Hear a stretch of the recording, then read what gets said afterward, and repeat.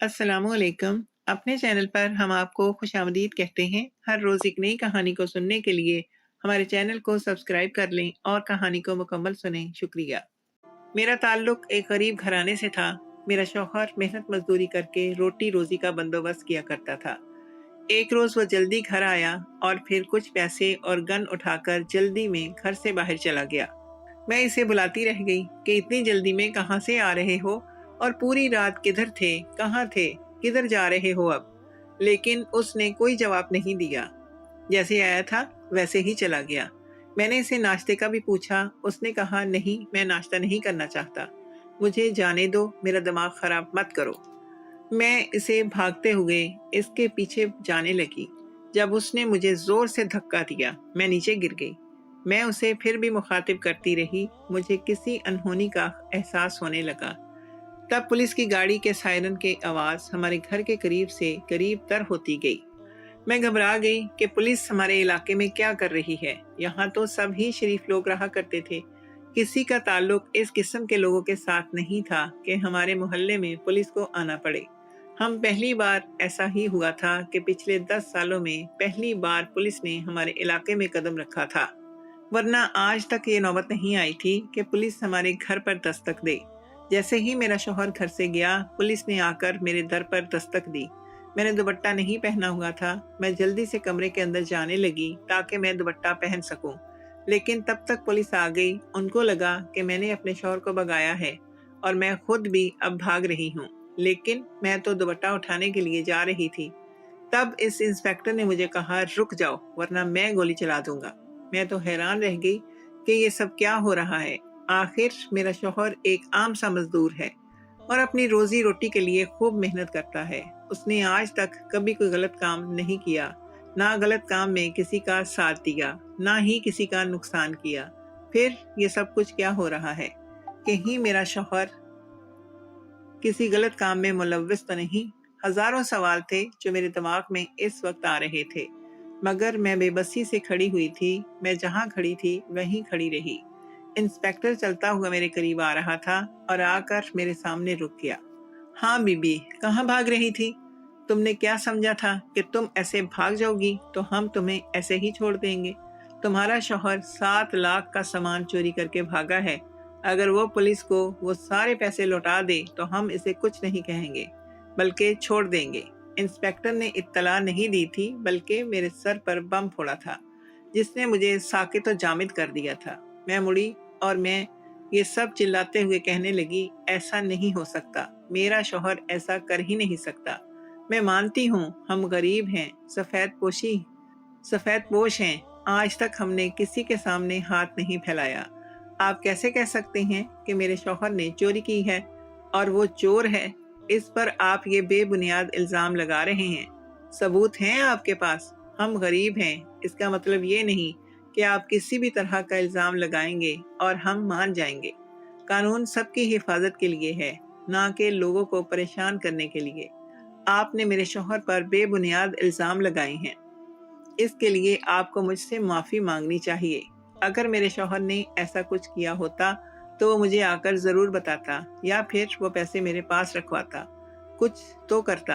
आप लोग ऐसे ही इसके पीछे पड़ गए हैं। अभी ये बात मैं कर ही रही थी कि इंस्पेक्टर कहने लगा कि अगर उसने चोरी की वो थी तो वो यहाँ से ना भागता और ना वो आपको पैसे क्यों देता। इस तरह तो आपको पता चल जाना था कि आपका शौहर एक चोर है। मेरी बर्दाश्त तो ये सुनकर ख़त्म हो गई और मैं और ज़ोर से चिल्लाते हुए कहने लगी, मेरा शौहर चोर नहीं है। हम भूखे तो रह सकते हैं मगर चोरी नहीं कर सकते। लेकिन वो इंस्पेक्टर इस बात पर बज़िद था कि मेरे शौहर ने चोरी की है और वो इस तरह के कामों में भी इन्वॉल्व है। मैं तो हैरान रह गई कि ये इंस्पेक्टर मेरे शौहर पर किस तरह के इल्ज़ामात लगा रहा है। अभी इंस्पेक्टर के साथ मेरी ये बहस चल ही रही थी कि हवलदार मेरे शौहर को पकड़ते हुए घर के अंदर ले आए। इसके हाथ में गन थी जो इंस्पेक्टर ने खींची। हाँ, तो बीबी तुम क्या कह रही थी कि तुम्हारा शौहर बहुत शरीफ इंसान है, तो फिर शरीफ इंसानों के पास गन कहाँ से आई, वो भी बगैर लाइसेंस के? इस बात पर मुझे चुप लग गई। लेकिन मुझे याद आ रहा था कि जब मेरा शौहर ये गन लेकर घर आया था तब मैंने इसे पूछा था तो उसने कहा था कि ये इसके दोस्त की है, इसके पास इसने रखवाई है। वो बाद में ले लेगा जब उसे ज़रूरत पड़ेगी। मैंने तब ज़्यादा पूछ-गिछ नहीं की थी, लेकिन अब मुझे लगा था कि मैंने ना पूछकर बहुत बड़ी गलती कर दी है और उसे अपने साथ लेकर जाने लगे। मैं उनके पाँव पकड़ लिए कि खुदारा ऐसा मत करें, मेरे छोटे-छोटे बच्चे हैं। अगर मेरा शौहर जेल चला गया तो हमारा ख्याल कौन रखेगा? जब मैं कह रही हूँ कि मेरा शौहर बेगुनाह है, तो फिर आप क्यों इसे गिरफ्तार कर रहे हैं? अगर उन्होंने पहली दफ़ा चोरी की भी है तो प्लीज़ इन्हें छोड़ दें। वो ऐसा नहीं करेंगे, खुदा का वास्ता है, इन्हें छोड़ दो। मैं रोते हुए इंस्पेक्टर के पाँव पड़ गई। इंस्पेक्टर कहने लगा, बीबी तुम्हें क्या लगता है उसने पहली बार चोरी की है और हम इसके पीछे पड़े हुए हैं? बल्कि ये एक ग्रुप का हिस्सा है जो इस तरह के कामों में इन्वॉल्व है। ये उसकी पहली नहीं 10वीं से 12वीं चोरी है। मैं ये सुनकर दंग रह गई थी। मेरे छोटे बच्चे भी ये सब कुछ सुन रहे थे। मैं इन्हें क्या मुँह दिखाती कि तुम्हारा बाप चोर है? ये सुनकर मैं चुप हो गई। मेरा सारा वजूद कांप रहा था। परेशानी हद से ज्यादा बढ़ती जा रही थी। समझ नहीं आ रहा था कि क्या करूं। अल्लाह से दिल ही दिल में मदद मांग रही थी। बच्चों के चेहरों की तरफ देखा तो दिल कट कर रह गया। उनके चेहरे सहमे हुए थे, मगर मैं कुछ नहीं कर सकती थी। मेरी इल्तिजाएं पुलिस वाले नहीं सुन रहे थे। इंस्पेक्टर कहने लगा कि उसने ना सिर्फ इस घर से 7 लाख का सामान चोरी किया है, बल्कि उसने वहां मौजूद एक औरत की इज्जत लूटने की भी कोशिश की है। इसकी वजह से इसे तो डबल सजा होगी। ये तो शुक्र है कि हम वहां वक्त पर पहुंच गए थे, लेकिन इसकी किस्मत अच्छी थी कि ये वहां से भाग निकला, मगर ये वहां बहुत से सबूत छोड़कर आया था, जिसकी वजह से हमने उसे पकड़ लिया। अब तुम देखना, इसे मैं वो सजा दिलवाऊंगा कि 10-15 सालों में ये बाहर नहीं आ पाएगा। इंस्पेक्टर ने मेरे शौहर को गिरफ्तार किया और ले जाने लगे। मैं उनके पांव पकड़ गई। खुदा का वास्ता मेरे शौहर को छोड़ दो। लेकिन इन लोगों ने मेरी एक नहीं सुनी, बल्कि मेरे शौहर को लेकर चले गए। मेरे छोटे छोटे बच्चे ये मंजर देख रहे थे। वो सब खौफजदा हो गए थे और मुझसे चिमट गए। अम्मा, ये क्या हो रहा है? अब्बा को कहाँ लेकर जा रहे हैं? मैंने इन्हें कहा कि मैं तुम्हारे अब्बा को छुड़वा लाऊंगी। तुम लोग फिक्र मत करो, अंदर जाकर बैठ जाओ और घर से बाहर मत निकलना और किसी से भी इस बात का जिक्र मत करना। सबूतों और गवाहों की मौजूदगी की वजह से मेरे शौहर को 7 साल जेल की सजा हुई और मैं जेलर के पास गई और इससे मिन्नतें करने लगी कि खुदा का वास्ता है कि मेरे शौहर की सजा कम करवा दीजिए। किसी तरह वो घर लौट आए, इसके लिए मैं कुछ भी करने को तैयार हूँ। जेलर मेरी तरफ गौर से देखने लगा। मुझे बहुत शर्म महसूस हुई कि एक गैर मर्द मुझे इस तरह से घूर रहा है, लेकिन अपने शौहर की रिहाई के लिए मैं चुप करके खड़ी रही। मैं कुछ ऐसा नहीं बोलना चाहती थी जिससे वो जेलर नाराज हो जाए और मेरी मदद ना करे। वो अब भी मुझे घूर रहा था। 10 मिनट होने के बाद उसने मुझसे वादा किया।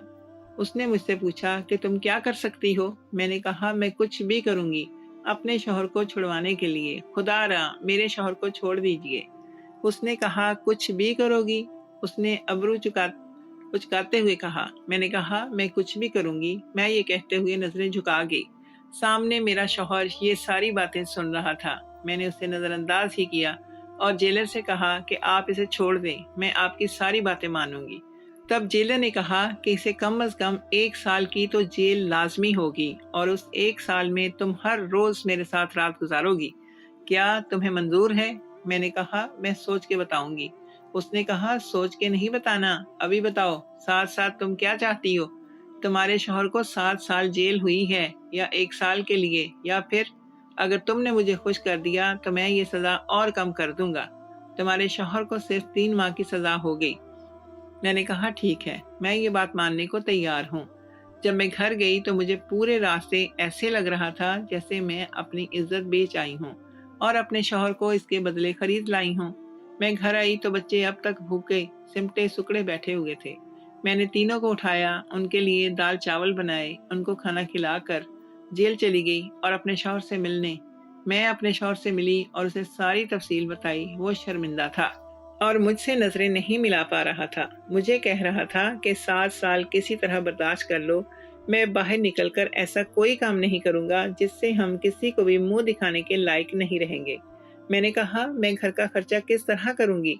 इसके लिए मुझे दूसरों के घरों में काम करना पड़ेगा, या तुम मुझे इस बात की इजाजत दो کہ میں دوسروں کے گھروں میں کام کر کے اپنے بچوں اور اپنا پیٹ پالوں، یا پھر میں اس جیلر کے ساتھ اس کا کہا مان لوں۔ میرا شوہر کہنے لگا کہ میں یہ دونوں کام تو نہیں کرنے دے سکتا۔ میں نے اسے کہا اگر یہی حال رہا تو ہم سب بھوکے مر جائیں گے، اور تمہیں بھی، اور تمہاری سزا بھی دگنی سے چوگنی ہو جائے گی۔ تب ہم کیا کریں گے؟ تب تمہارا سایہ بھی میرے سر پر نہیں رہے گا، اور بچے بھی بھوک سے بلک بلک کر مر جائیں گے۔ میں انہیں اس حال میں نہیں دیکھ سکتی۔ کوئی ایک کہا تو ماننا ہوگا۔ میں غصے سے وہاں سے اٹھ آئی اور جیلر سے کہا آپ جو کہیں گے وہ کرنے کو میں تیار ہوں۔ اس نے کہا ٹھیک ہے، تم گھر جاؤ، میں تمہارے گھر پہنچ جاؤں گا۔ اس طرح میں نے 3 ماہ اس جیلر کے ساتھ گزارے۔ وہ ہر رات ہمارے گھر آ جاتا تھا، لیکن میں اسے کچھ بھی ایسا ویسا کرنے نہیں دیتی تھی، جس کی وجہ سے اس نے میرے شوہر کی سزا میں کمی کروائی تھی۔ وہ مجھے مجبور کرتا تھا، مگر میں اس کے جھانسے میں نہیں آئی تھی۔ اس نے کئی بار مجھے مارا بھی اور زبردستی کرنے کی کوشش بھی کی، مگر میں اسے کچھ بھی نہیں کہہ پاتی تھی۔ میں بے بس تھی۔ کچھ عرصے بعد اسے اس بات کی سمجھ آ گئی کہ میں ایسی لڑکی نہیں ہوں جو اس کی ہوس پوری کر سکے۔ محلے کے سب لوگ مجھے شک کی نگاہوں سے دیکھنے لگے کہ اس کا شوہر گھر پر نہیں تو یہ غیر محرم کو اپنے گھر بلا رہی ہے اور گھنٹے اس کے ساتھ گزارتی ہے۔ نہ جانے اندر کیا چلتا ہے۔ سب کی باتیں سن سن کر میری روح دن بدن چھلنی ہوتی جا رہی تھی، لیکن میں اپنے شوہر کو واپس لانے کے لیے صبر کر رہی تھی۔ جیلر تقریباً 40 سال کا ایک درمیانی عمر کا آدمی تھا۔ اس کی بیوی وفات پا چکی تھی اور اس کے 3 بچے اس کی بہن کے گھر رہا کرتے تھے۔ وہ ان کی پرورش کرتی تھی۔ جیلر صرف انہیں خرچہ بھجوا دیا کرتا تھا۔ یہ جیلر نے مجھے بتایا اور کہا کہ اگر تم میرے بچوں کا خیال رکھ سکو تو میں اپنے بچے کچھ عرصے کے لیے یہاں لے کے آنا چاہتا ہوں، تاکہ وہ اور میں ایک اچھا وقت ایک ساتھ گزار سکیں۔ وہ تمہارے بچوں کے ساتھ گھل مل بھی جائیں گے اور انہیں ایک ماں کی ضرورت ہے۔ اگر تم کہو تو میں انہیں یہاں لے آؤں جب تک تمہارا شوہر باہر نہیں آ جاتا۔ میں نے کہا ٹھیک ہے، جیسے تمہیں مناسب لگے۔ وہ چلا گیا اور اپنے بچوں کو لے کر میرے پاس آ گیا۔ 3 ماہ مجھ پر قیامت ٹوٹتی رہی۔ میں اپنے شوہر سے ملنے بھی جایا کرتی تھی۔ جیلر مجھے بغیر روک ٹوک کے اپنے شوہر سے ملنے دیا کرتا تھا۔ 3 ماہ بعد میرے شوہر کو رہائی ملنی تھی۔ میں اور بچے انہیں لینے جیل پہنچ گئے۔ میں نے دیکھا کہ میرے شوہر کے چہرے پر خوشی کی کوئی رمق موجود نہیں ہے، بلکہ ان کی آنکھیں لال اور وہ بہت تھکے ہوئے لگ رہے تھے۔ مجھے لگا شاید جیل میں رہنے کی وجہ سے ہے، لیکن جب وہ گھر آئے تو انہوں نے پنکھے سے لٹک کر خودکشی کرنے کی کوشش کی۔ وہ تو صد شکر ہے کہ کھڑکی کھلی ہوئی تھی اور ہم نے انہیں بچا لیا۔ میں نے ان سے پوچھا اگر آپ ایسا کیوں کر رہے ہیں؟ میں روتے ہوئے ان کے گلے سے وہ کپڑا اتار رہی تھی جس کو باندھ کر وہ خودکشی کرنے لگے تھے۔ کہنے لگے اب میں کسی بھی چیز کے قابل نہیں رہا، ایسے سمجھو میری غیرت مر گئی ہے۔ کوئی بھی مرد یہ کیسے برداشت کر سکتا ہے کہ اس کی بیوی اسے چھڑوانے کے لیے کسی اور کے ساتھ رہتی آئی ہو؟ یہ چیز تو میں برداشت کر جاتا، لیکن ایک اور بات ہوئی ہے جس کی وجہ سے میں زندہ نہیں رہنا چاہتا۔ میں مر جانا چاہتا ہوں۔ پلیز راشدہ، تم مجھے میرے حال پر چھوڑ دو، مجھے مرنے دو۔ میں نہیں رہنا چاہتا اس دنیا میں۔ اس جیلر نے جو میرے ساتھ کیا ہے میں اس کے ساتھ کبھی بھی نہیں رہ سکتا۔ مجھے مر جانا چاہیے۔ اگر تمہیں پتا چلا تو تم بھی مجھے چھوڑ دو گی۔ میں نے ان سے کہا نہیں، میں ایسا نہیں کروں گی۔ آپ میرے شوہر ہیں، میرے بچوں کے باپ ہیں، میں ایسا کیسے کر سکتی ہوں؟ کہنے لگے اس جیلر نے مجھے مرد سے نامرد کر دیا ہے۔ اس جیلر نے مجھے مرد سے نامرد کر دیا ہے، اور یہ کہہ کر وہ پھوٹ پھوٹ کر رونے لگے۔ حیرت سے میری آنکھیں پھٹی کی پھٹی رہ گئیں۔ یہ کیا کہہ رہے ہیں آپ؟ جیلر نے کہا تھا کہ وہ آپ کو کچھ بھی نہیں کرے گا۔ اس سے وعدے کے تحت وہ ہمارے گھر ہر رات گزارا کرتا تھا۔ آپ یہ کیسے کہہ سکتے ہیں؟ آپ کو یقیناً کوئی غلط فہمی ہوئی ہوگی۔ میرے منہ میں جو آیا میں نے بول دیا۔ مجھے کیسے غلط فہمی ہو سکتی ہے؟ انہوں نے مجھے بیچ میں ٹوکتے ہوئے کہا۔ میں صحیح کہہ رہا ہوں۔ اس نے میرے ساتھ جو کیا ہے اس کے لیے میں اسے کبھی معاف نہیں کروں گا، لیکن میں اس بات کا بدلہ لوں گا جو اس نے میری بیوی کے ساتھ یہاں راتیں گزاری ہیں۔ اس کی ہمت کیسے ہوئی کہ وہ مجھے اس طرح استعمال کرے یا میری بیوی کے ساتھ راتیں گزارے اور میں اس کا کچھ بھی نہ بگاڑ سکوں؟ کہ وہ برسر اقتدار ہے اور میں لاچار ہوں۔ میں اس کو سبق سکھا کر رہوں گا، چاہے اس میں میری جان ہی کیوں نہ چلی جائے۔ تب میں نے اپنے شوہر کو کہا کہ تم کچھ بھی نہیں کرو گے، جو کروں گی میں کروں گی، اس نے جو میرے ساتھ کیا ہے اس کو صلہ لازمی ملے گا، اور تم دیکھتے جانا اب میں اس کے ساتھ کرتی کیا ہوں۔ یہ کہہ کر میں وہاں سے چلی گئی۔ میں نے چادر پہنی، میرا شوہر مجھے روکتا رہ گیا، لیکن میں نے اس کی ایک بھی نہیں سنی، اور بچوں کو اپنے شوہر کے حوالے کر کے باہر سے کنڈی لگائی اور وہاں سے سیدھا جیلر کے پاس گئی۔ وہ کسی اور کے ساتھ اپنے آفس میں بیٹھ کر خوش گپیوں میں مصروف تھا۔ میں گئی اور وہ عورت مجھے حیرت سے دیکھنے لگی کہ یہ کون ہے۔ اس نے سمجھا کہ میں شاید کسی مجرم کے گھر والی ہوں اور اسے ملنے آئی ہوں۔ جیلر ہڑبڑا گیا اور کہنے لگا، تم یہاں کیا کر رہی ہو؟ تمہارا شوہر تو کب سے رہا ہو گیا ہے، جاؤ اپنے شوہر کے پاس، یہاں کیا کر رہی ہو؟ میں نے اسے کہا کہ میں اسے چھوڑ آئی ہوں، اب میں صرف اور صرف تمہارے پاس رہنا چاہتی ہوں، کیونکہ تم نے مجھ سے کہا تھا کہ میں تمہیں اپنے بچوں کے لیے ماں کی ضرورت ہے۔ میں تمہارے بچوں کا اچھے سے خیال رکھوں گی۔ میں اپنے بچے اور شوہر چھوڑ آئی ہوں۔ ایسا شوہر کا کیا کرنا جو میری عزت کی حفاظت بھی نہیں کر سکتا، اور اب تو آپ نے اسے مرد سے نامرد بھی بنا دیا ہے۔ اب وہ میرے کسی بھی کام کا نہیں رہا۔ میں نے لاچاری سے کہتے ہوئے اس عورت کی طرف دیکھا۔ وہ غصے میں منہ پھلائے بیٹھی ہوئی تھی۔ وہ مجھے غصے سے گھورنے لگی۔ وہ اس جیلر کی ہونے والی دوسری بیوی تھی۔ جب اس نے سنا کہ جیلر مجھ سے جسمانی تعلق بنا چکا ہے تو وہ شاکی نظروں سے اسے دیکھنے لگی اور اٹھ کر وہاں سے جانے لگی۔ جیلر اسے روکتا رہ گیا مگر اس نے اس کی ایک نہیں سنی۔ جیلر اپنے سٹاف کے سامنے کوئی تماشا نہیں بنانا چاہتا تھا، اس لیے وہ مجھے گاڑی میں بٹھا کر اپنے گھر لے گیا۔ وہاں جا کر اس نے مجھے بہت مارا کہ تمہاری وجہ سے میری دوسری شادی ہوتے ہوتے رہ گئی۔ اب تمہاری سزا یہ ہے کہ میں تمہیں کبھی بھی تمہارے شوہر کے پاس نہیں جانے دوں گا، نہ ہی تمہارے بچوں سے تمہیں ملنے دوں گا۔ اس جنت کو چھوڑ کر اس جہنم میں جانا کون چاہے گا صاحب؟ میں نے ایک ادا سے کہتے ہوئے اس کی آنکھوں میں جھانکا۔ لہجہ تھوڑا نرم ہو گیا تھا۔ تمہاری وجہ سے جو میں نے کھویا ہے وہ میں حاصل کر کے رہوں گا۔ وہ خباثت سے مسکرا رہا تھا۔ ٹھیک ہے، پھر ملتے ہیں شام میں، وہ یہ کہہ کر چلا گیا۔ اب مجھے یقین ہو گیا تھا کہ وہ مجھ پر پورا بھروسہ کرنے لگا ہے۔ اسے لگ رہا تھا کہ یہ لاچار عورت میرا کیا بگاڑ سکتی ہے۔ جیلر کے بچے مجھ سے پہلے بھی مل چکے تھے، اس لیے وہ مجھ سے مانوس تھے۔ میرے پاس آ کر باتیں کرنے لگے اور میرے بچوں کے بارے میں پوچھنے لگے۔ ایک بار تو میرا دل کیا کہ میں جیلر کو سبق سکھانے کے لیے اس کے بچوں کو مار دوں، لیکن ان کے معصوم چہرے دیکھ کر مجھے ترس آ گیا۔ تب میں نے سوچا کہ عدلے کا بدلہ ہوگا۔ اس نے جو میرے شوہر کے ساتھ کیا، میں بھی اس کے ساتھ ویسے ہی کروں گی۔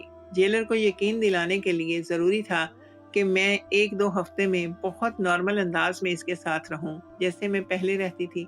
جب میرا شوہر جیل میں تھا، میں نے اپنے شوہر کو فون ملایا اور اسے ساری تفصیلات بتائیں کہ میں یہ کرنے والی ہوں۔ وہ مجھے روکتا رہ گیا کہ تم عورت ہو، تم کچھ نہیں کر سکتی، جو کروں گا میں کروں گا، تم واپس لوٹ آؤ اور بچوں کو سنبھالو۔ میں نے اسے کہا کہ تم وہیں رہو، تمہیں میری قسم اگر تم یہاں آئے تو میں زہر کھا لوں گی۔ یہ صرف میں نے اپنے بچوں کے پاس روکے رکھنے کے لیے کہا تھا۔ میں نے سارا پلان بنا لیا کہ مجھے کس طرح سے اس جیلر کو سبق سکھانا ہے۔ شام ہوتے ہی میں نے اچھا سا کھانا بنایا، بچوں کو کھلایا اور انہیں سلا دیا۔ جب وہ جیلر گھر آیا تو بہت غصے میں تھا۔ میں نے ٹیبل پر کھانا لگایا ہوا تھا۔ مجھے اتنا تیار دیکھ کر اس کا موڈ اچھا ہو گیا تھا اور وہ مجھ سے ہلکے پھلکے انداز میں گفتگو کرتے ہوئے کھانا کھانے لگا۔ میں نے بھی اسے بہت نارمل سا رویہ رکھا۔ اسے شک بھی نہیں ہوا کہ میں اس کے ساتھ کیا کرنے والی ہوں۔ اس کو لگا کہ غربت اور بچوں سے تنگ آ کر میں اس کے پاس آئی ہوں، مگر حقیقت کچھ اور ہی تھی۔ میں اور میرے شوہر نے پسند کی شادی کی تھی، ہماری محبت کی شادی تھی، تو کیسے میں اسے چھوڑ دیتی؟ اور مجھے اپنے بچے اپنی جان سے بھی زیادہ عزیز تھے۔ میں تو اپنے شوہر کا بدلہ لینے کے لیے اس جیلر کے پاس آئی تھی۔ جیلر کا گھر بہت ہی خوبصورت تھا۔ میں نے دن بھر میں سارے گھر کی صفائی کی تھی۔ اب میں تیار ہو کر جیلر کے پاس بیٹھ گئی۔ ہم لوگوں کو کافی دیر تک باتیں کرتے رہے۔ وہ مجھ سے ادھر ادھر کی باتیں کرتا رہا۔ یوں ہی ایک ہفتہ گزر گیا۔ میں لوگوں کی نظروں میں اس کے بچوں کی آیا کے طور پر رہ رہی تھی، مگر حقیقت میں ہمارے درمیان ایک تعلق قائم تھا، اور بہت تعلق صرف اور صرف بدلہ لینے کے لیے تھا تاکہ میں اس جیلر کو سبق سکھا سکوں۔ اس نے وعدہ خلافی کی تھی۔ جب اس نے کہا تھا کہ وہ میرے شوہر کو کوئی نقصان نہیں پہنچائے گا، تو پھر اس نے کیسے میرے شوہر کو مرد سے نامرد بنا دیا۔ ایک ہفتہ بعد میں نے جیلر کے بیڈ روم کو بہت اچھے سے سجایا، بچوں کو اس کی پھپھو کے پاس بھیجا اور بہت اچھے سے تیار ہو کر جیلر کا ویٹ کرنے لگی۔ آج ہی وہ رات تھی جب میں نے اپنا مقصد پورا کرنا تھا۔ مجھے معلوم تھا کہ وہ مجھے اس بات پر کڑی سے کڑی سزا دے سکتا ہے، لیکن اس کے پاس تو ثبوت ہوں گے تو وہ کچھ کر سکے گا نا۔ یہ سوچ کے میں نے ہر طرح سے مطمئن ہو گئی تھی، اور میں نے اپنے شوہر کو بھی سارا پلان سمجھا دیا تھا۔ جب وہ جیلر گھر آیا تو سب کچھ دیکھ کر بہت خوش ہوا اور کہنے لگا، اچھا کیا تم نے اپنے شوہر کو چھوڑ کر، ویسے بھی وہ تمہارے قابل نہیں تھا۔ وہ ایک لڑکی کا ریپ کرتے ہوئے پکڑا گیا ہے، اس لیے جج صاحب کے فیصلے کے مطابق اسے مرد سے نامرد قرار دے دیا گیا ہے، تاکہ اسے ہمیشہ اس بات کا احساس رہے کہ اس نے جو بویا وہی کاٹا ہے۔ یہ بات تو مجھے اس سے پوچھنا ہی بھول گئی تھی کہ انسپیکٹر بھی اس کے بارے میں یہی کہہ رہا تھا۔ آخر کو ماجرا کیا ہے؟ میں نے گلا صاف کرتے ہوئے کہا، یہ سچ ہے؟ تو جیلر نے کہا، ہاں، میرے پاس تو ویڈیو بھی ہے، اور تمہارا شوہر طوائفوں کے پاس بھی جایا کرتا تھا۔ کیا تمہیں اس بات کا علم نہیں ہے؟ اس نے میری آنکھوں میں دیکھتے ہوئے کہا۔ میری آنکھوں سے چند آنسو شدت غم سے بہنے لگے۔ جیلر محمد رفیق میرے آنسو صاف کرتے ہوئے کہنے لگا، رو مت، ہم کل نکاح کر لیں گے، پھر تمہاری اس وحشی انسان سے جان چھوٹ جائے گی۔ یہ سچ ہے کہ میں تمہیں حاصل کرنا چاہتا تھا، مگر اب حالات مختلف ہیں۔ تم نے ان 3 مہینوں میں میرا دل جیت لیا ہے، اور میں تم سے محبت کرنے لگا ہوں، اور محبت بہت پاکیزہ چیز ہے۔ میں بغیر نکاح کے تمہیں نہیں چھونا چاہتا۔ تمہارے پاس 2 آپشن ہیں، یا مجھ سے نکاح کر لو، یا پھر میں تمہارا شوہر سدھارنے میں تمہاری مدد کروں، اس کی کہیں جاب لگوا دوں۔ تم کیا چاہتی ہو؟ میں حیرت سے اسے دیکھنے لگی۔ میں تو کسی اور وجہ سے اس کے گھر پر داخل ہوئی تھی، مگر یہ انسان ہر طرح سے میرا بھلا چاہ رہا تھا۔ میں بہت شرمندگی محسوس کرنے لگی، اور میں نے سوچ لیا کہ میں اس بے وفا شخص کو اس کی بے وفائی کی سزا دوں گی۔ میں نے نکاح کی حامی بھری، اور اس سے پہلے میری طلاق اپنے پہلے شوہر سے ضروری تھی۔ میں نے کورٹ میں طلاق اور بچوں کی کسٹڈی حاصل کرنے کا کیس دائر کر دیا۔ میرا شوہر غصے سے پاگل ہونے لگا کہ میں تو وہاں اس کا بدلہ لینے کے لیے گئی تھی، اور اسی سے اب نکاح کر رہی ہوں۔ جس دن مجھے بچوں کی کسٹڈی ملی، اس دن 4 ماہ بعد میں اپنے پہلے شوہر کو دیکھ رہی تھی۔ وہ سر سے پاؤں تک بدل گیا تھا، مجھ سے معافی مانگ رہا تھا، لیکن میں نے اس کو حقارت سے دیکھا اور جانے لگی۔ ابھی ہماری طلاق نہیں ہوئی تھی۔ اپنے شوہر کو دیکھ کر میرا دل پگھلنے لگا تھا۔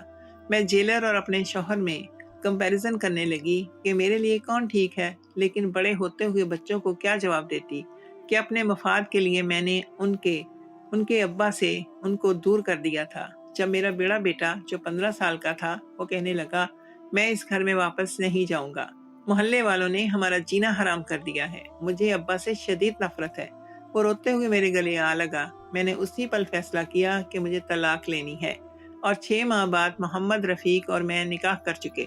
ہمارے بچے اس نکاح سے بہت خوش تھے۔ میرا پہلا شوہر دوبارہ چوری کرتے ہوئے انکاؤنٹر میں مارا گیا۔ تب میں نے شکرانے کے نفل ادا کیے کہ سدا شکر، اللہ نے میری لاج رکھ لی۔